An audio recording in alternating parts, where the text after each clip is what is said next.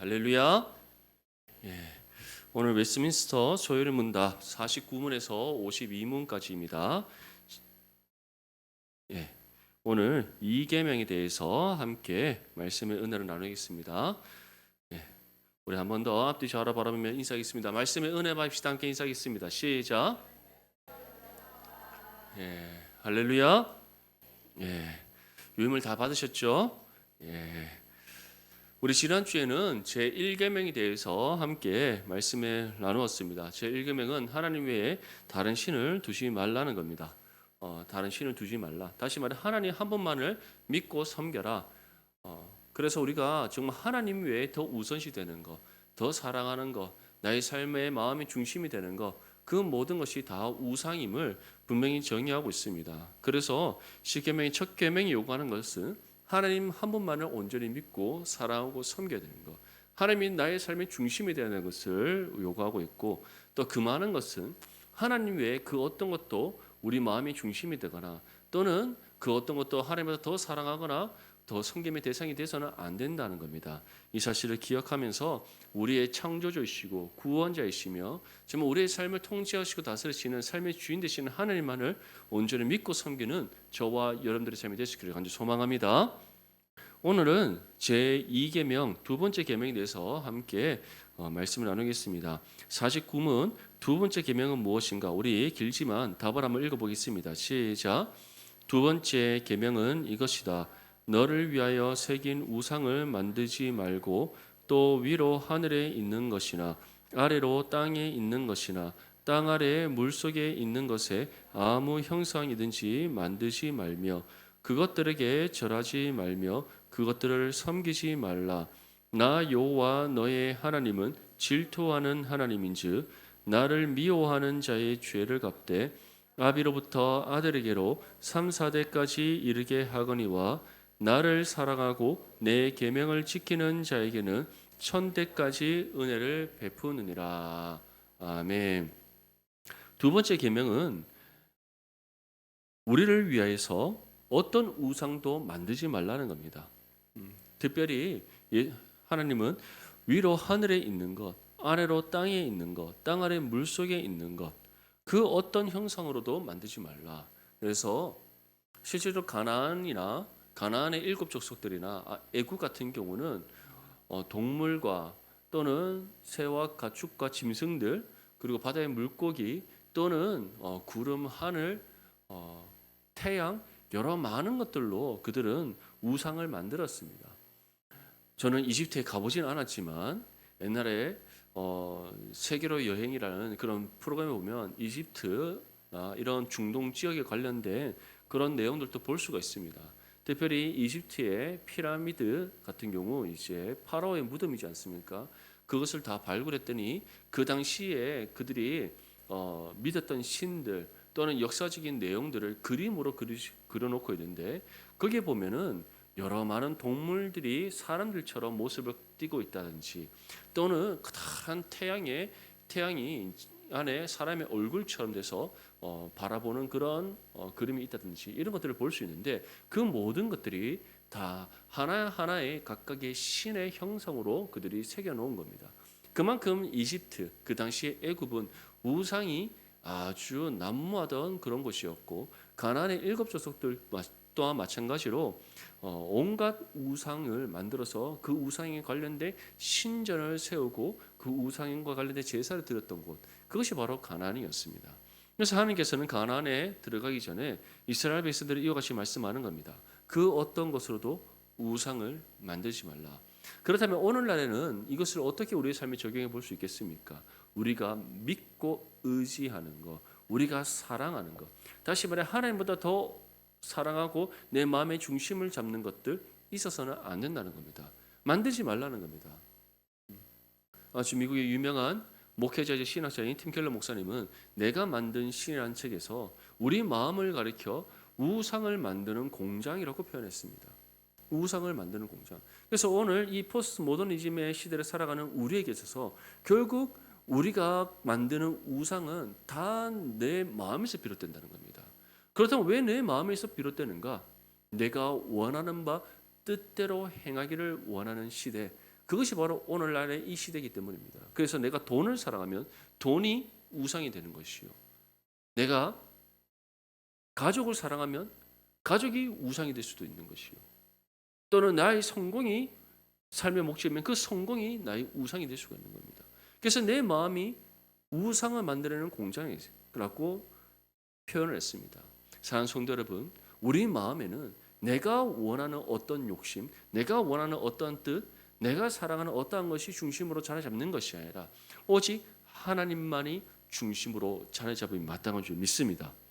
그래서 우리가 오직 하나님만을 사랑하고 하나님만을 섬기고 하나님만을 온전히 믿고 의지하며 하나님께 우리의 온전히 삶을 드리는 삶으로 나아갈 때 어떠한 약속을 우리에게 말씀하고 있습니까?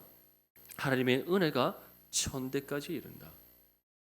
이것은 정말 우리 대대손손 하나님의 은혜를 받는다 그런 뜻이 아니라 우리에게 정말 하나님 예배하신 은혜의 풍성함이 충만하게 됨을 뜻하는 겁니다. 하지만 하나님을 믿는다 말하면서 하나님의 자녀라 말하면서 우리 마음에 우상을 만들어 그 우상을 의지하고 우상을 사랑하고 우상을 섬기는 삶을 살아간다. 하나님께서 어떻게 한다고 말씀하고 있습니까? 그 죄를 갚되 아비로부터 아들에게로 3, 4대까지 이르게 한다. 이것은 하나님께서 그 죄에 대해서 반드시 심판하신다라는 약속의 말씀입니다. 사랑하는 성도 여러분, 정말 이 말씀을 우리 마음에 깊이 새길 수 있기를 바랍니다. 오늘날 이 시대는 조금만 우리가 틈을 보면 우리 마음에서 우상을 만들어낼 수밖에 없는 시대입니다. 그만큼 물질이 풍요로운 시대요. 삶이 정말 많은 윤택함을 얻을 수 있는 시대요. 내가 원한다면 조그마한 노력만은 내가 노력과 수고만 해도 내가 원하는 것을 이룰 수 있는 시대입니다. 그렇기 때문에 오늘날 마귀와 악한 영의 권세들은 우리 마음을 더욱더 유혹하고 내 마음의 탐심의 씨앗을 더욱더 강하게 뿌리고 이를 통해서 내가 원하는 뜻을 이뤄갈 수 있도록 하나님이 아닌 나의 탐욕과 욕심과 내가 원하는 바 뜻이 마음의 중심이자 내 삶의 전부로 만들어버리는 그런 시대입니다. 그런 이 악한 시대에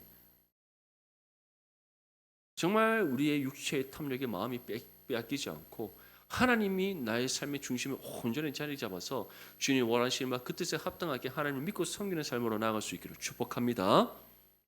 오신문 두 번째 계명이 요구하는 것이 무엇인가? 우리 답을 함께 읽겠습니다. 시작. 두 번째 계명은 하나님께서 자신의 말씀 가운데 정하셨던 대로 모든 종교적 예배와 의식을 순전하고 온전하게 받아들이고 준수하고 지키는 것을 요구한다. 두 번째 계명이 요구하는 것은 다름 아니라 하나님께서 말씀 가운데 정하셨던 대로 하나님께서 말씀을 통해서 우리에게 명하신 대로 하나님을 온전히 예배하는 겁니다. 그것이 첫 번째입니다.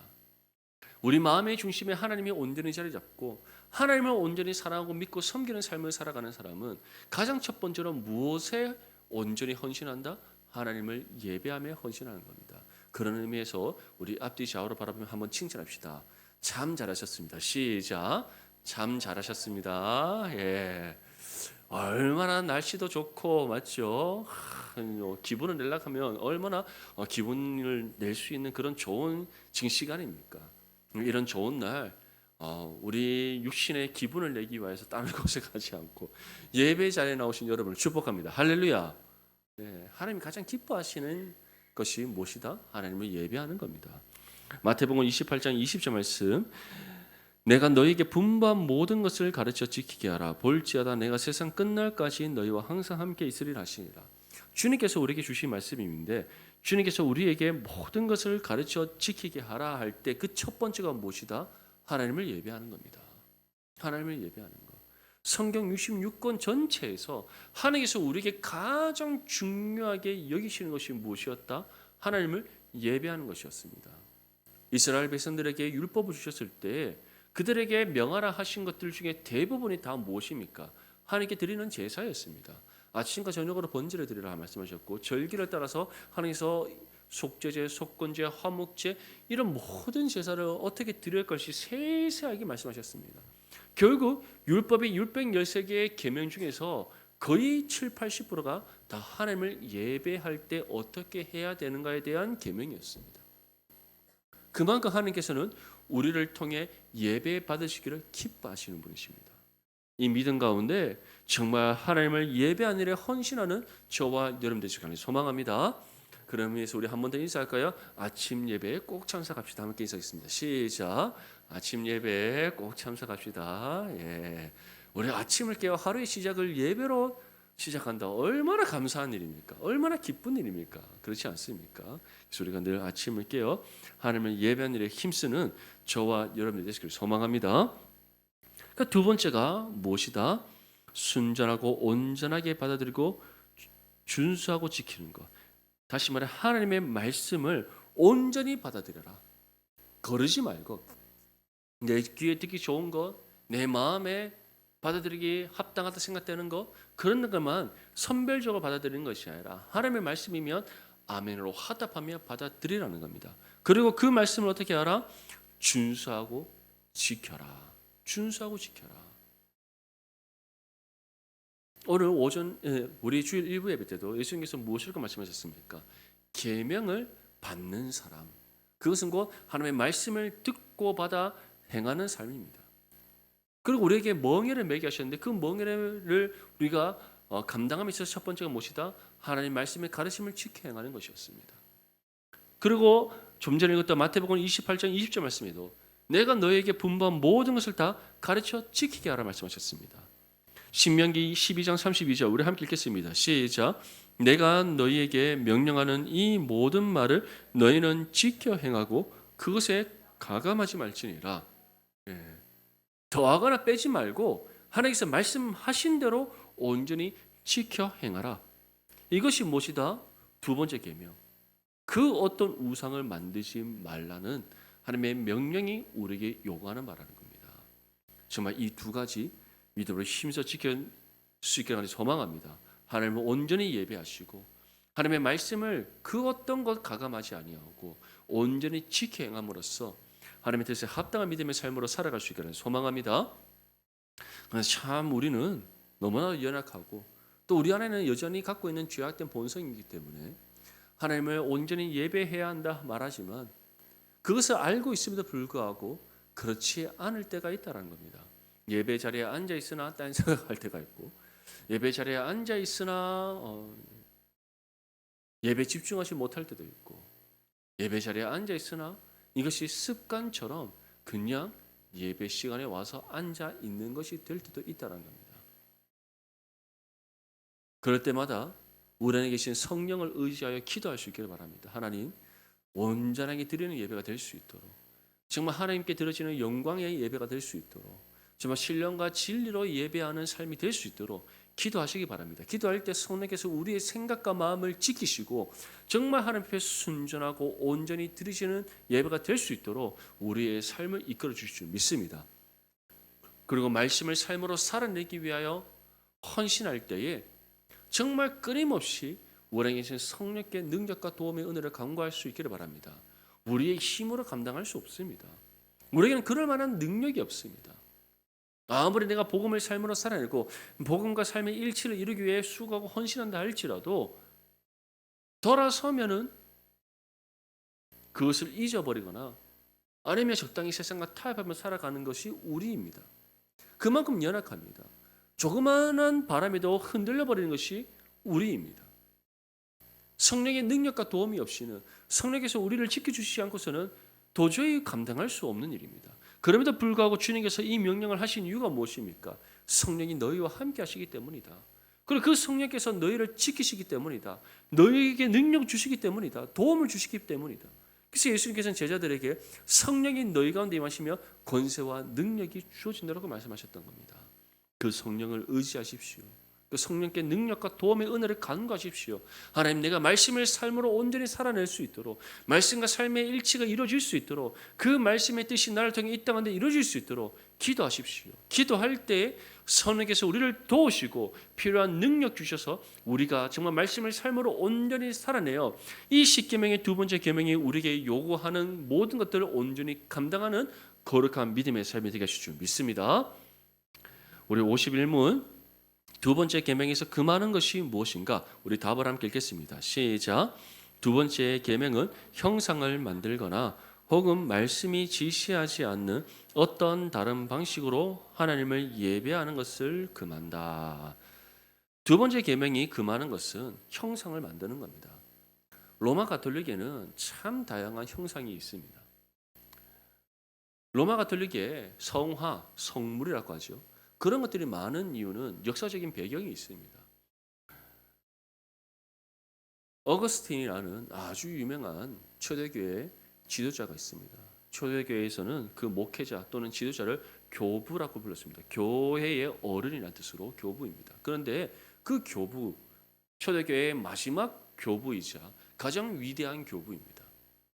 삼위일체 신학을 비롯한 초대교회의 모든 신학을 완전하게 정립하고 또 이뤄낸 사람, 그리고 초대교회의 정말 황금기를 이끌었던 가장 위대한 교회 지도자 어거스틴 또는 라틴어로는 아우구스티누스입니다.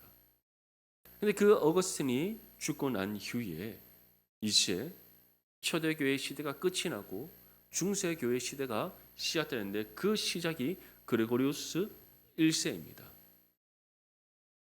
물론 그레고리우스 1세 때는 초대교회와 중세교회의 끝과 시작이 맞물리는 시점이었기 때문에 그 즉시 중세교회의 타락이 이루어진 것은 아닙니다. 하지만 이제 교황이라는 새로운 직분을 만들어내고 그것이 교회의 절대적인 권력의 하나의 상징이 되며 예수님이 유일한 중보자이신데 그 중보자의 역할을 사람이 탐하여서 빼앗는 그런 일이 바로 이 교황이라는 직분을 통해 이루어지는 겁니다. 그래서 천국문을 열 수 있는 권세가 교황에게 주어져 있다고 말하고 교황만이 우리의 유일한 중보자처럼 여기기 시작했습니다.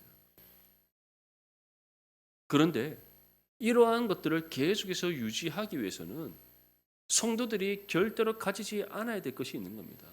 그것이 무엇이겠습니까? 성경입니다.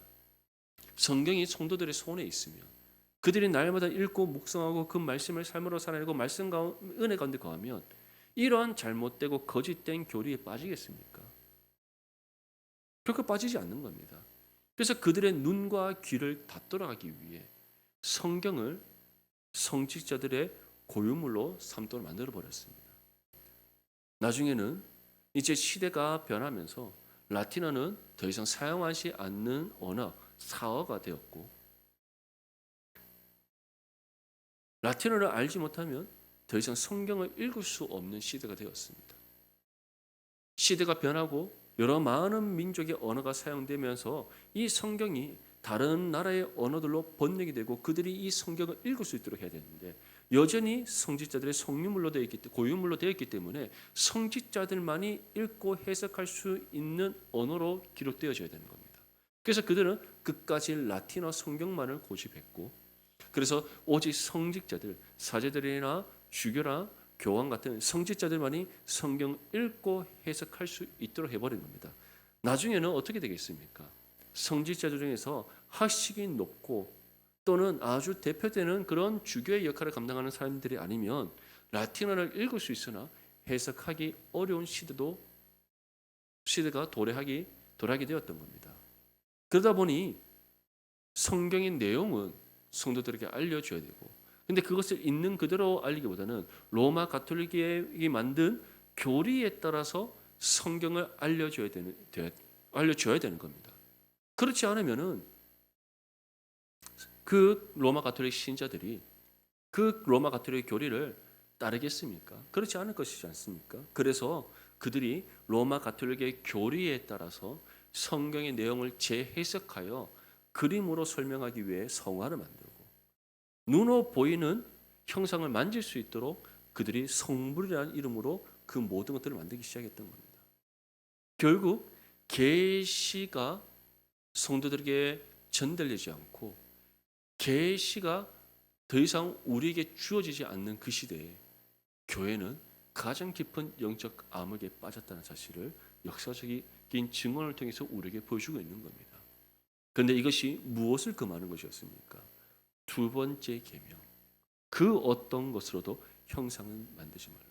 로마 가톨릭은 여전히 수많은 성어와 성물을 성도들에게 세워놓고 성경이 아닌 그것을 보고 하나님을 이해하도록 성경을 이해하도록, 로마 가톨릭의 교리를 이해하고 받아들이도록 교육하고 있습니다. 그들이 가진 믿음이 우리가 같은 믿음을 할 수 있습니까? 없는 겁니다. 그래서 종교개혁자들은 오늘날의 이 시대에 사탄이 있다면 그 사탄은, 그 적그리스도는 교황이요, 진리를 훼손하는 가장 큰 꼭 거대한 이단이 있다면 그것 또한 로마 가톨릭이라고 표현했던 겁니다. 중요한 것은 그 시대의 로마 가톨릭은 여전히 변하지 않았습니다. 우리와 성당이 같다라고 생각해서는 절대 안 됩니다. 또 두 번째로는 무엇을 금하고 있습니까? 어떤 다른 방식으로 하나님을 예배하는 것을 금한다. 하나님을 예배함에 있어서 성경은 분명히 우리에게 세 가지 요소를 전합니다. 첫 번째는 무엇입니까? 하나님을 찬양하라. 두 번째는 무엇입니까? 하나님의 말씀의 선포와 가르침. 마지막 세 번째는 무엇입니까? 기도입니다. 그 외에 다른 요소는 없습니다. 우리 교회 또 마찬가지지 않습니까? 하나님을 찬양하고 함께 기도하고 말씀을 듣고 가르침 받고. 그런데 로마 가톨릭은 우리와 다른 예배 예전입니다. 그들의 모든 예배 예전은 어떠한 것이다? 다른 방식. 성경이 우리에게 제시하고 가르치는 방식이 아니라 다른 방식입니다. 모든 것을 계시 중심, 말씀 중심의 예배가 아니라 의식 중심의 예배인 겁니다. 그래서 그들은 미사라고 표현합니다. 거룩한 의식이라고 해서. 그래서 예배당에 들어오기 전에는 세속의 때를 벗겨내기 위하여 예배당 앞에 있는 그 물덩이에 손을 씻고 들어와야 됩니다. 그리고 그들은 모든 미사 때마다 성찬을 집례하는데, 성찬을 집례할 때 그 의미 또한 우리처럼 영적 임재설이 아니라 그들은 화채설이기 때문에 그 떡 자체가 예수님의 살이요, 그들이 마시는 잔 자체가 예수님의 피라고 여깁니다. 정말 잘못된 교리이지 않습니까? 그뿐만 아니라 그 모든 미사의 예전 자체가 다 하나님께서 예배와 우리에게 제시하신 예배의 방식과 전혀 상관없는 것들입니다. 사랑하는 성도 여러분, 이처럼 두 번째 계명은 우리에게 분명히 금하고 있습니다. 오직 하나님의 말씀이 중심으로 예배를 드려야 되며 다른 어떠한 방식으로 하나님의 예배해서 안 됩니다. 그리고 그 어떤 형상도 만들어서도 안 됩니다. 그것을 만들거나 다른 어떤 형상을 만들거나 다른 어떤 방식으로 예배한다. 그것은 곧 무엇을 어기는 것이다. 하나님의 두 번째 계명. 그 어떤 것으로도 형상을 만들거나 섬기지 말라 하신 하나님의 계명을 어기는 것이다. 분명히 믿을 수 소망합니다. 우리 52문 두 번째 계명을 지키라 하신 이유는 무엇인가? 한번 답을 읽겠습니다. 시작. 두 번째 계명을 지키라 하신 이유는 하나님이 우리의 주권자이시며 우리를 소유하시고 자신만을 예배하기를 열망하시기 때문이다. 아멘. 자, 두 번째 계명을 지키라 하신 이유는 첫 번째 이유가 하나님만이 유일한 우리의 무엇이 되신다? 주권자가 되신다. 우리 삶의 주인이시고 우리를 삶을 통치하시고 다스리시는 주권자가 되신다. 시편 95편 6절 말씀 우리 함께 읽겠습니다. 시작. 우리가 굽혀 경배하며 우리를 지으신 여호와 앞에 무릎을 꿇자. 우리가 하나님을 경배하며 하나님 앞에 무릎을 꿇는 이유가 무엇입니까? 하나님만이 우리의 유일한 주권자이시기 때문입니다. 두 번째 이유는 무엇입니까? 하나님이 우리의 소유자이시기 때문입니다. 소유자. 우리는 거룩한 하나님의 소유된 백성입니다. 믿습니까? 하나님은 우리 삶의 주인이십니다. 주인과 종의 관계, 더 나아가서는 하나님이 우리의 삶의 주인이시고 우리는 그의 거룩한 자녀이자 그의 소유된 백성입니다. 그렇기 때문에 우리는 주인의 명령을 따라 하나님 주신 계명을 지킴이 마땅하다는 것을 믿을 수 소망합니다. 시편 45편 11절 말씀에 그리하면 왕이 내 아름다움을 사모할지라 그는 내 주인이시니 너는 그를 경배하지니라. 하나님이 나의 삶의 주인이심을 믿는다면 어찌 우리가 하나님의 명령을 따라 순종하지 않을 수 있겠습니까? 사랑하는 성도 여러분, 우리가 하나님과의 관계가 주인과 종의 관계라고 해서 하나님이 우리를 함부로 대하십니까? 아닙니다. 우리를 너무나 사랑하시고 우리를 인격적으로 대하시며 우리를 존귀하게 여기시는 하나님심을 분명히 믿을 수 있기를 소망합니다. 이 믿음 가운데 우리 삶의 주인 되신 하나님 말씀의 계명을 힘써 지켜서 하나님께 영광 올려드리는 거룩한 믿음의 삶이 되시기를 축복합니다. 마지막 세 번째 이유는 무엇입니까? 하나님만을 예배하기를 그냥 원하시는 것이 아니라 어떻게 하신다? 열망하신다. 간절히 원하신다. 간절히. 제가 신대원 할 때 우리 구약학 교수님께서 우스갯소리로 이렇게 표현하셨습니다. 열망하신다를 경상도 말로 표현하면 애걸복걸하신다. 애걸복걸하신다. 야, 주인이 종한테 그렇게 애걸복걸하는 게 말이 되냐면서 그렇게 표현을 하셨던 적이 있습니다. 한번 생각해 보십시오. 창조주 하나님이십니다. 모든 이름 위에 뛰어나신 하나님이십니다. 만물의 주인 되신 하나님이십니다. 근데 그 하나님이 우리한테 제발 좀 나를 예배해달라고 애걸복걸하십니다. 이제는 좀 들어줘야 되지 않겠습니까? 할렐루야. 네, 우리 한 번 더 인사할까요? 이제는 들어줍시다. 시작. 네, 이제는 꼭 들어줄 수 있기를 바랍니다. 하나님 우리한테 애걸복걸하십니다. 네. 사람이 사람한테 애걸복걸해도 진짜 못 이기니까 하나 들어주지 않습니까? 근데 하나님이 우리한테 제발 나 외에 다른 신을 두지 말고 그 어떤 것도 형상 만들지 말고 나만 믿고 나만 섬기고 나만 좀 예배해달라고 그렇게 애걸복걸하시는데 어찌 안 들어줄 수 있겠습니까? 정말 하나님의 그 사랑 안에서 하나님만을 온전히 예배하고 하나님만을 온전히 믿고 섬기고 하나님 말씀의 계명을 따라 내 자를 지쳐 죽기까지 순종하며 살아가는 저와 여러분이 될 수 있기를 바랍니다. 이것이 어떠한 삶이다? 하나님께서 우리에게 주신 이 두 번째 계명을 믿음으로 힘써 지키는 삶이다. 분명히 믿고 삶으로 실천하여 착하고忠성된 자를 칭찬받는 저와 여러분들의 삶이 될 수 있기를 축복합니다.